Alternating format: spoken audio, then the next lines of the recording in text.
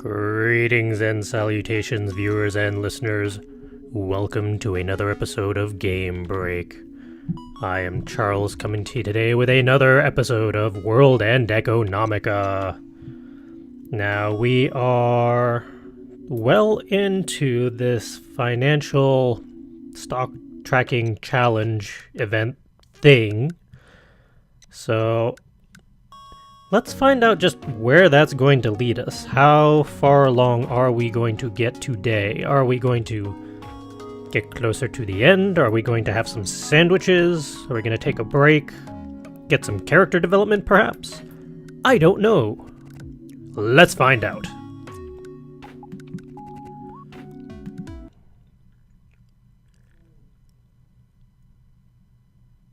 It was in front of me.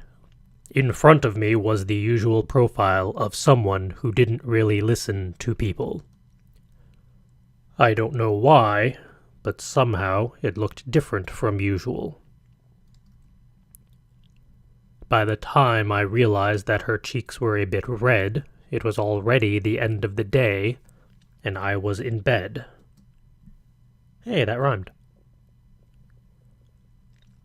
By the next day, Hagana had contacted Serrault, and a program that used real trading data to calculate prices was complete. That was pretty quick. I had no idea whether it was Serrault or Hagana who was amazing, but in any case, it was all amazing.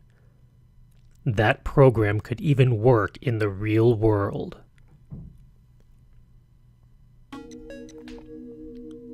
Hagana's program essentially copied what I was doing, but it wasn't like me because it wouldn't get sick, and it wouldn't get dull when it rained. It would scan the entire market tirelessly, every day, and always come back with some kind of seed for profit. I'd give that water and care. When it sprouted, I'd harvest. On the fake market, in a week we went from 25 million to 32 million mools. In the real world, 70,000 mools became 79,000. The reason why the gains in the real world weren't that much was because the situation was more complicated, and so the program's effectiveness was lower. Also, I couldn't bring myself to be that confident. However, Hagana's program did give me clues, and with those clues I could pry open the piggy bank.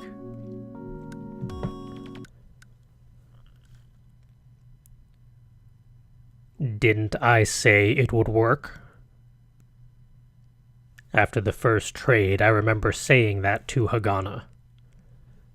Hagana was still acting like a kitten that had been teased and was still wary. When I ran away from home and started trading, I had profited so insanely that I wondered repeatedly if it had all just been luck. But I had accumulated so much profit that I started wondering if the world really was that easy. Of course, for the moment we were moving sluggishly or marching in place. But I thought it was just a temporary thing. Hagana was basically listening to how I made decisions and then turned them into formulas. It wasn't making me obsolete so much as just handling calculations I couldn't do. Like how when people pulled limestone from the lunar surface for buildings, they used machines to make their work faster. Machines could do everything a worker could do faster and to a larger extent, but they couldn't construct a building like a worker. In the end, it was a question of give and take, and which tool could be used the best. Hagana said that she could create a program, but couldn't put it to use. I was the reverse. However, I also knew that Hagana's understated but deep suspicions came from a different source. Things couldn't be going so well. If it were going well, that'd be just luck. If that weren't the case, then the world wouldn't be this unhappy. That's why, after the first day of trading ended, in order to help Hagana believe in her great success, I ran to the shopping center and withdrew some money. I had confidently said that I'd give Hagana 20% of all the profits, so I withdrew 240 mools based on the 1,200 mools of profits from that day. Then I shoved 2 100 mool bills and 2 20 mool bills at Hagana, who had been glancing at the trading records. I wanted to show her that these weren't profits from the fake market. I wanted to teach her that her abilities in math weren't something for solving just problems on paper, but could bring in money if used properly. Having 4 crumpled bills shoved at her, Hagana was so surprised she couldn't speak. Her face was full of surprise, like she just saw a picture of food suddenly becoming real food. When she finally reached out with her hand slowly, she didn't aim to take them, but touched them like she was checking that they were real. This is real? And finally, she turned to me and asked. Her brows furrowed, looking at me as if I were a hard-to-read piece of text. I didn't get angry or exasperated at her suspicion. I straightened up and nodded proudly. That's right. We made 1,200 mools today. Not in the fake world, in the real one.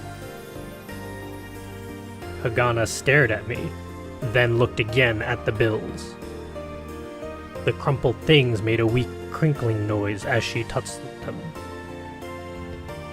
But even then, they definitely existed.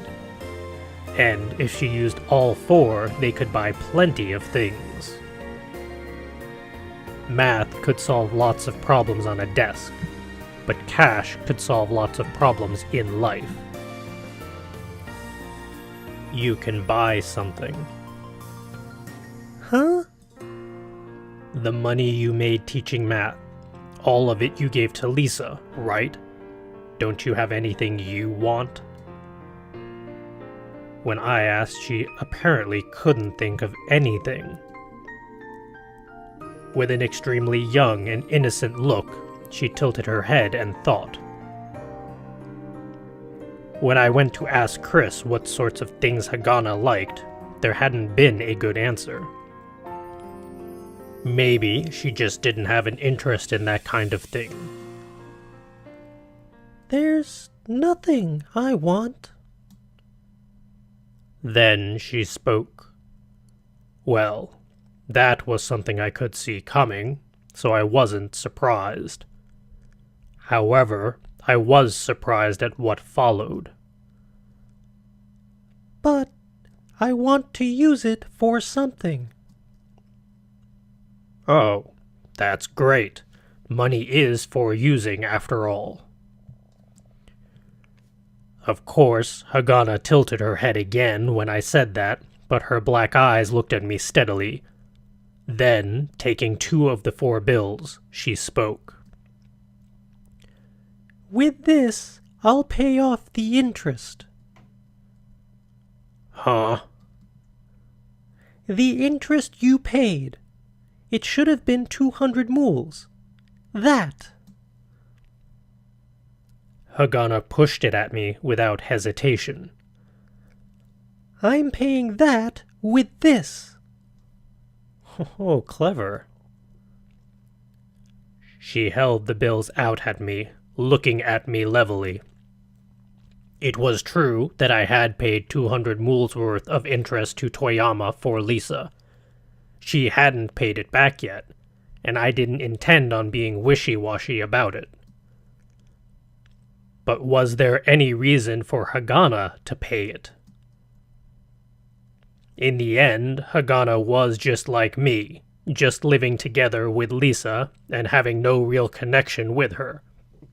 Plus, Lisa probably didn't want Hagana to pay it either. Thinking about it logically, that was what I concluded. But with Hagana pushing bills at me with childlike innocence, I couldn't say it. For Hagana, the way to feel that she was solving problems in real life on her own came down to this.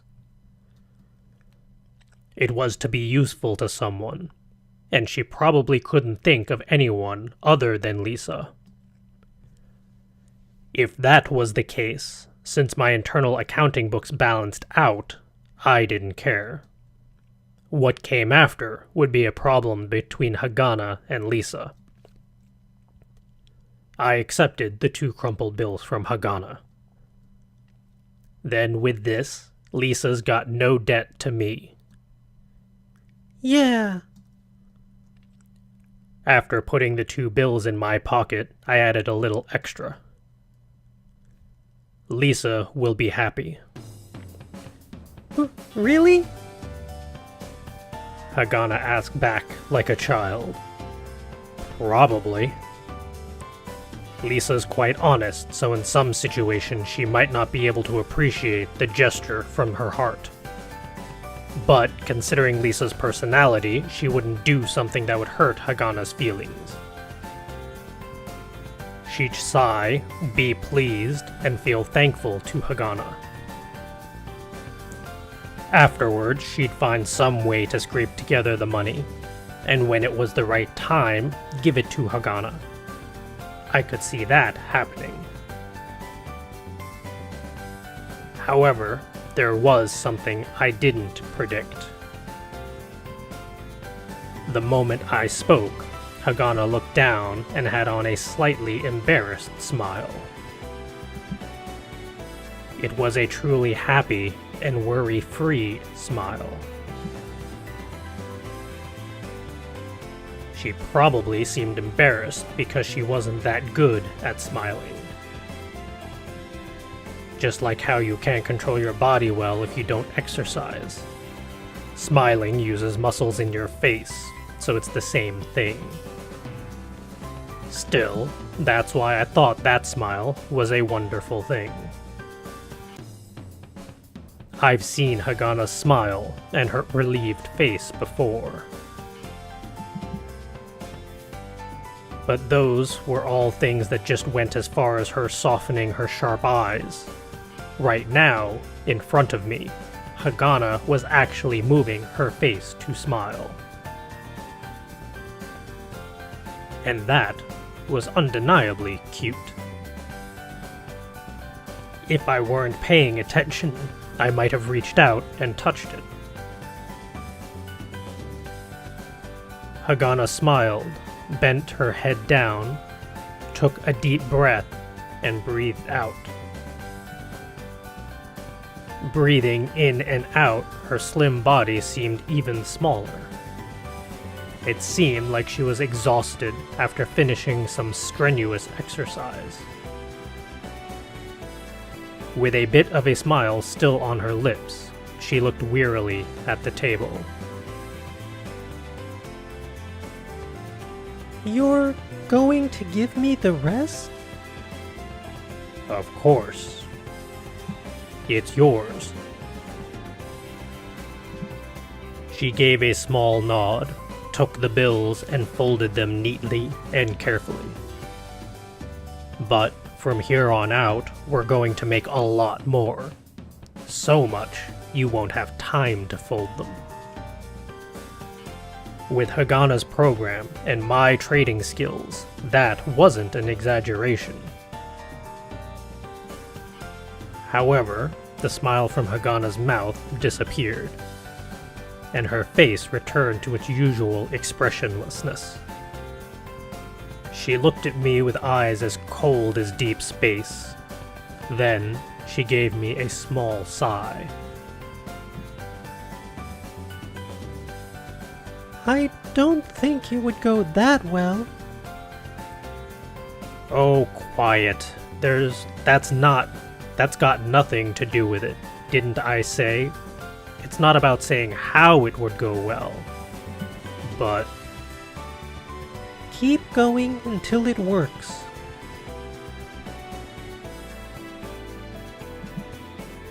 having her say that before I could, I was so surprised I was stunned. Then another small smile appeared in Hagana's eyes. My heart is beating really fast. For something like this to happen, I can't believe it. Hagana put her thin hands on top of the black clothing on her chest. Since her skin was white, those small hands seemed like they were glowing softly on a sea of black. Hagana looked down a moment as if to bear through the pain in her chest, and then she looked up. She had sharp eyes, but they were just a little soft, too. Even now, they seemed they might suddenly smile, and I felt something close to fear. Still, obviously, there was no way Hagana would be doing things like a cute girl would. But instead, with a friendly yet expressionless face, she spoke. Thank you. As if nothing special had happened, she quickly turned her eyes back to her terminal. What?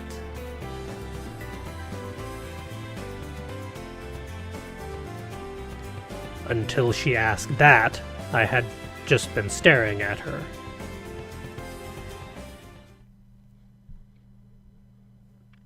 Since we were winning even on the real market, the virtual market required me to only follow whatever the program said to make a profit. The top was still claimed by Mr. Troche, who had increased his funds to 56 million mools.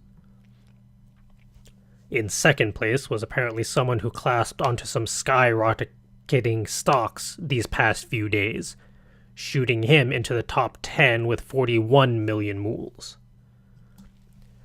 Third through fifth were very close to each other in the low 30 million mool range. One of them had already locked in positions, so only one rival remained who was still trading. In other words, as long as I didn't do something stupid, I'd at least be able to get 20,000 mools of prize money. There was also the possibility of getting scouted by a Schrödinger Street firm. The time I spent pondering that had gradually increased. This wasn't simply a pipe dream. Since this was a reality that was actually in reach, I couldn't help but imagine what would happen. If the doors to Schrödinger Street would open, that would be a big step for me to reach my dreams. That street, watched over by a sleeping cat, was a direct golden path to enormous wealth. It was a Sunday morning, like many that I had spent at Lisa's church, while laying in bed. I stretched my hands toward the ceiling and grasped at something invisible. This was my chance. This was fortune knocking on my door.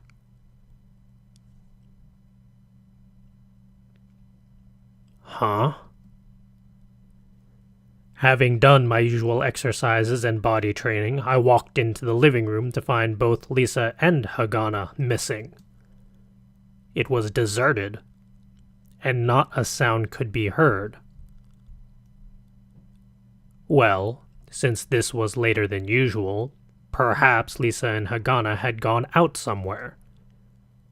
However, it still felt odd to me. Lisa would be the type of person who'd at least leave some breakfast prepared before leaving. Instead, Lisa's terminal sat on the table. On the display read a memo. were in the yard on the 3rd floor. 3rd floor? I murmured, but it did say that on the memo, so I headed for the 3rd floor. There was a broom jammed in the auto-locking door, preventing it from closing. I guess they really were outside. When I opened the door, pure white sheets drying in the sun filled my vision. In the corner of the yard was Lisa, leaning on a big cushion, reading. On her lap was a sleeping Hagana. "Aww." Not too loud. Lisa whispered that to me with a finger over her lips after noticing me. I slowly closed the door and wedged the broom in to prevent it from closing completely. I was still baffled by what was going on here. There was a cloth sheet laid out on the ground, and cushions and blankets were used to prop up her back. In arm's reach were a canteen and a cup with steam rising out of it, as well as some light snacks. It was just like what they'd call a picnic back on Earth. Sometimes it's nice to have one of these. Lisa held the plate of light snacks out to me. I walked over and picked up a sandwich while standing and munched it. Quite peaceful, isn't it? Lisa looked up at me from behind her glasses. Beautiful weather and relaxing low gravity. These were the only things needed to turn people born on the moon into idiots. I feel like I'm about to die. I guess you are a boy after all. I guess I am just a boy. I shrugged and then took some coffee Lisa poured for me. The program Hagana made. Yeah? It's being used on the real markets as well, right? Hagana really took a liking to Lisa. Even now, on Lisa's lap, she was sleeping calmly and breathing through her half-open mouth. Yep, and it's doing quite awesome. I heard from Hagana. It's almost unbelievable. It wasn't a lie for Hagana's sake, right? Do I look that kind-hearted? In either case, I think your kindness would show itself elsewhere. That woman really chose her words well. I crammed the second sandwich into my mouth and said, "Well, anyway, I guess our current problem is pretty much solved. Not only were there the investment contest, but if we could be successful with investing in the real markets, we should be able to blow this money problem out of the water. Before long, we'd be able to make 50,000 mools with no sweat." So, with that done, Yeah? what are you going to do afterwards? I had been looking at the scenery, and I looked back at Lisa. On her lap lay the sleeping Hagana, and in her hand was an old book. This was definitely exactly how Lisa would want to spend her days. Lisa wasn't the type to walk into Newton City and into the world of wealth and opulence. I had originally planned to simply rent out a place to live temporarily over here. Even if I didn't get scouted, I was planning on heading into Schrödinger Street with the experience I had from the investment contest to solicit myself. If the program continued the way it was, my funds would increase further, and there'd be no problem finding a place to live over there. However, it was very comfortable staying here. And frankly, that was giving me a bad feeling.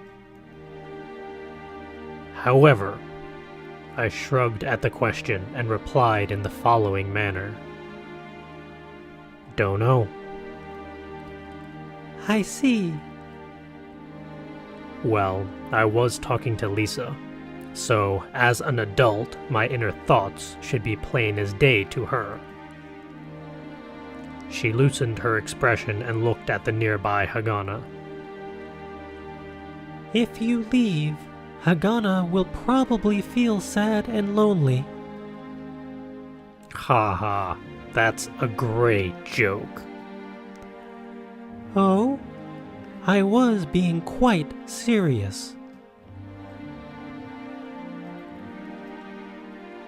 I was at a loss for how to answer the serious-faced Lisa, and ended up hiding behind my coffee.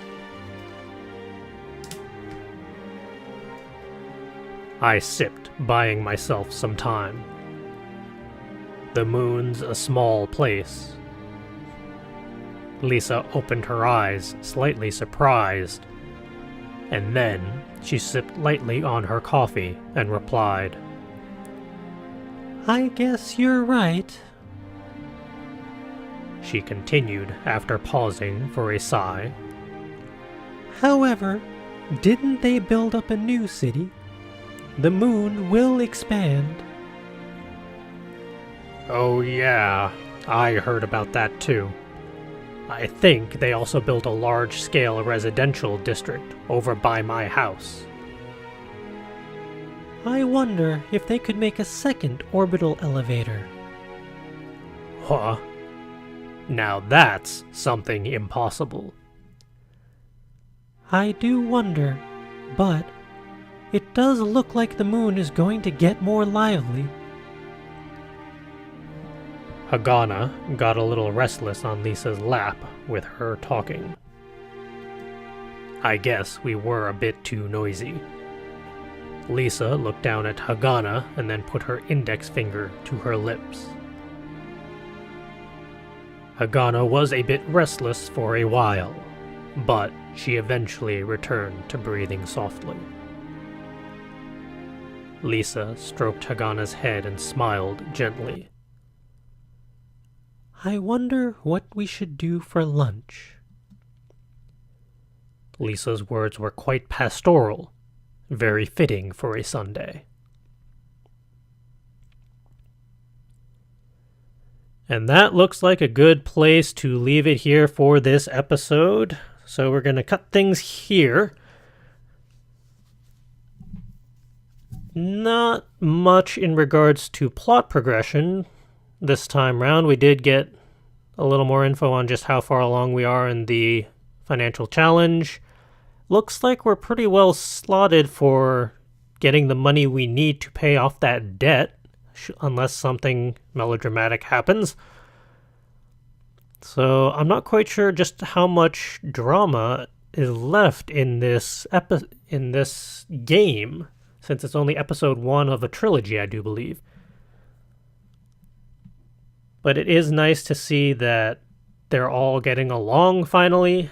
They do seem to be sorting out their troubles and woes and concerns with each other. Debts are being paid off left and right.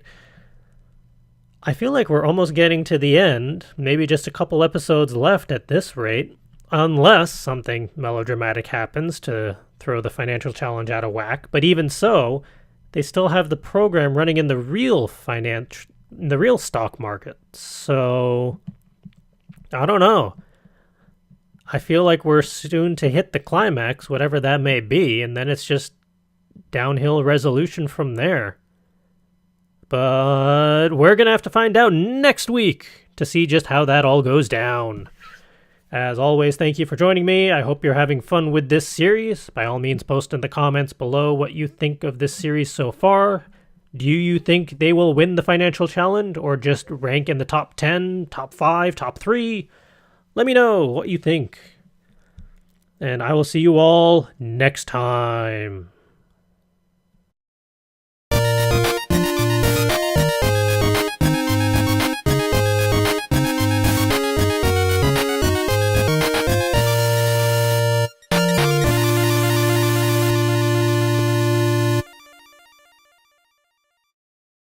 I had accumulated so much profit that I started wondering if the world really was that easy.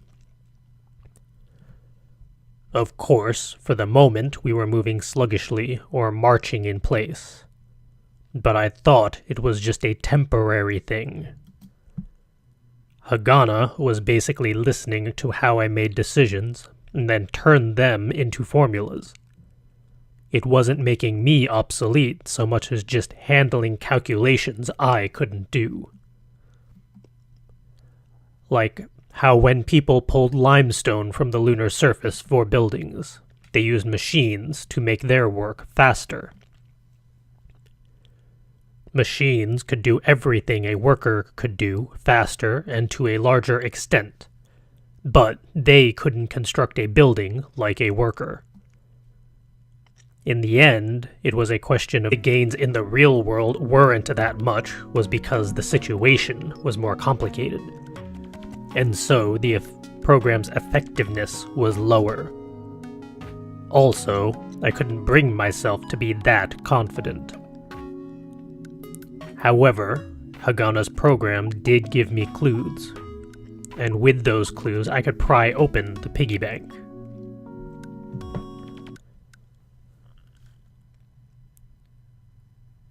Didn't I say it would work? After the first trade, I remember saying that to Hagana. Hagana was still acting like a kitten that had been teased and was still wary. When I ran away from home and started trading, I had profited so insanely that I wondered repeatedly if it had all just been luck. But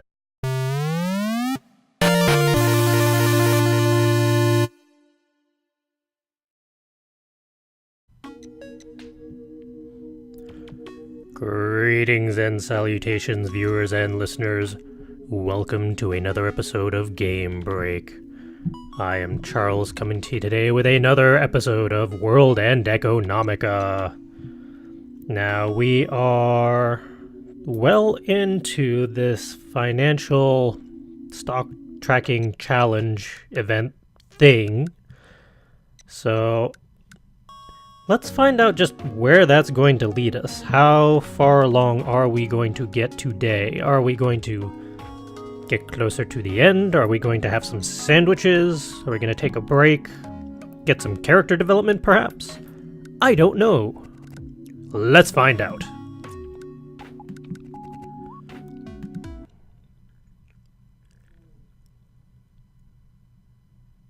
It was in front of me. In front of me was the usual profile of someone who didn't really listen to people.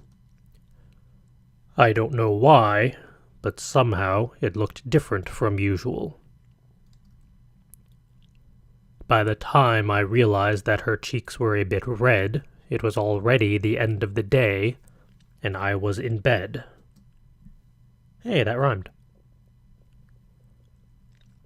By the next day, Hagana had contacted Serrault, and a program that used real trading data to calculate prices was complete. That was pretty quick.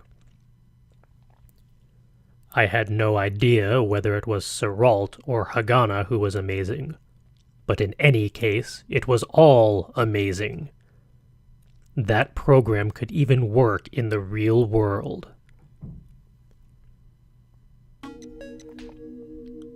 Hagana's program essentially copied what I was doing, but it wasn't like me because it wouldn't get sick, and it wouldn't get dull when it rained.